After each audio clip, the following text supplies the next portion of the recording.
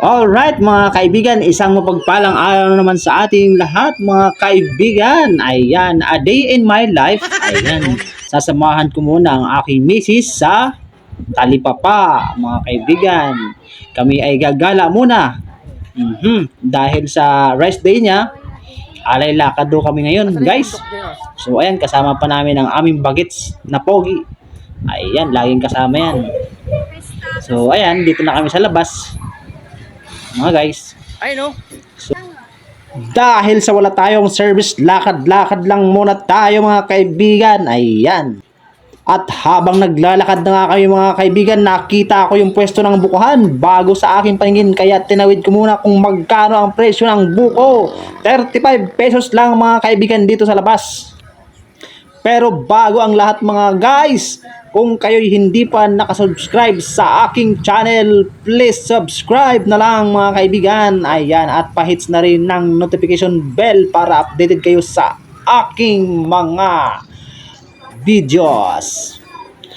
So, ayan na nga mga guys, ang pakay namin dito sa labas ay ang bumili ng kamote. Dahil ang partner ko ay gagawa raw ng kamote yung na masarap mga kaibigan. So, ayan, i-close up ko lang sa inyo ang aming kamote rito sa talipapa mga kaibigan. Medyo maganda, makinis, malalaki. Masusubukan natin kung masarap ang mga kamote dito sa amin mga kaibigan. Ayan, maraming mga uri ng mga gulay dito sa pwestong ito mga kaibigan. Dito lang ito sa labas. Kaya mga kapasinaya, try nyong dumalaw dito sa gulayan na ito. Malaki ang kanilang pwesto. So, ayan nga, nagbayad na ang aking partner. Inikot ko muna ang aking camera para makita ang iba't ibang uri ng gulay. Cabbage, ayan, sibuyas. Bumili ako ng sibuyas mga kaibigan, pero 3 piraso lang. At saka sinamahan ko na rin ng bawang. Ayan, 2 pa lang ang aking nakukuha. Pangatlo, akala mo naman maraming bibilhin. Ayan ang bawang. Kailangan nating bumili ng bawang para pag pinasok tayo sa ating tahanan ng mga aswang ay sigurado bang! At dito sa tagpong ito mga kaibigan, ako'y nakapila na, may nauna pa sa akin. Ayan ang aking kinuha. So ayan ang ating item. Ibinigay ko kay ate at saka tinimbang. Nagkakahalaga ng 40 pesos. Bawang, sibuyas at saka luya mga kaibigan, 40 pesos na yun. Dati 20 lang yun. Nung pagkatapos namin ay lumabas na kami agad mga kaibigan. Ang hirap tumawid dito sa amin mga kaibigan. Ayaw magbigay ng mga sakyan. Gusto nilang mauna mga kaibigan kaysa sa mga naglalakad. So, ayan na nga mga kaibigan, tapos na kaming mamili doon at saka babalik na kami sa amin guys. Ayan. Malawak ang aming talipapa. Kaya lang pag inabot ka ng siyam-siyam dyan, siguradong matatraffic ka. Minsan traffic dyan pagka umaga. Paano ba namang hindi matatraffic dyan? Lumiliit yung kalsada kasi sinasakop ng mga tindahan dyan. Kaya parawagan ko sa mga barangay opisyal na nakasakop dyan mga kaibigan. Sana naman limitahan nyo ang kanilang pwesto. Kasi pati ang mga sidewalk ay sinasakop ng mga kaibigan. Wala nang pwesto ang mga naglalakad, ang mga pedestrian natin. Bukod sa mga pwesto na nakaharang sa daan, sasamahan pa ng mga sasakyan na nakaharang sa pedestrian. Ayan ang labas.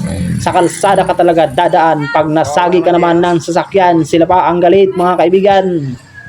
So dito sa tagpong ito mga kaibigan, nagpapakarga na ang aking bagets. Pagod na raw siya kakalakad kanina pa. So dito naman ay pauwi na kami sa amin. Malapit na kami. Dito na kami sa Pagsibol mga kaibigan, naglalakad sa sidewalk. Pansinin nyo mga kaibigan ang aming mga sidewalk dito. Maraming nakaharang. Kaya ang labas, ang mga naglalakad na lang ang iiwas. Kaya ang aking parawagan dyan sa may mga pwesto ng mga motor shop at saka yung mga construction supply, baka naman iurong nyo ang inyong mga pwesto.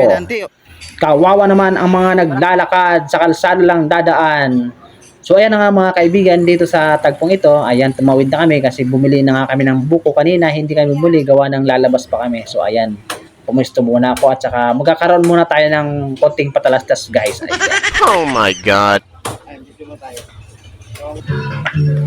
Alright mga kaibigan, habang busy sila, ako'y umiksena muna ng konti mga kaibigan. Panoorin nyo to hanggang dulo. Ayan, oh.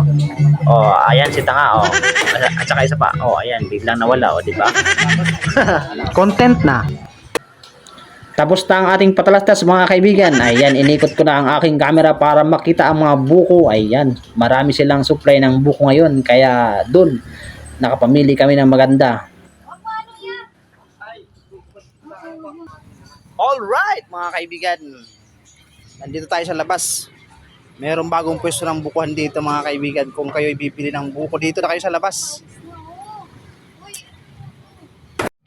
So dito na nga mga kaibigan, habang pinagmamasdan ko si kuya na kumakayod ng aking buko, napakaswabe ng kanyang hagod. Ayan, kuya naman, wag mong isama yung bagol kasi mapait siya pag nakain mga kaibigan.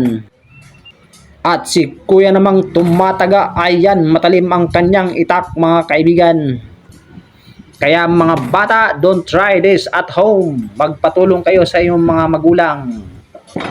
3 piraso ang binili namin mga kaibigan. Punong-puno yung pitsil ng sabaw at saka malamig matamis mga kaibigan. Ayan na naman, kinayod na naman ni kuya. Ayan, suwabe yung kanyang pagkakahagod ng aming buko, malambot, masarap. Gagawin namin yung buko salad na naman mga kaibigan. Minatamis na buko salad na walang lahok, buko lang, walang salad. Ayan, Kaya habang nag-aantay, shout out muna sa aking partner na napakaganda. Ayan. So dito na nga sa tagpong ito mga kaibigan, umalis na kami. Ayan, bye-bye buko. Sa susunod ulit, pabili ulit kami. Ayan, sana makakuha naman ng libre sa susunod.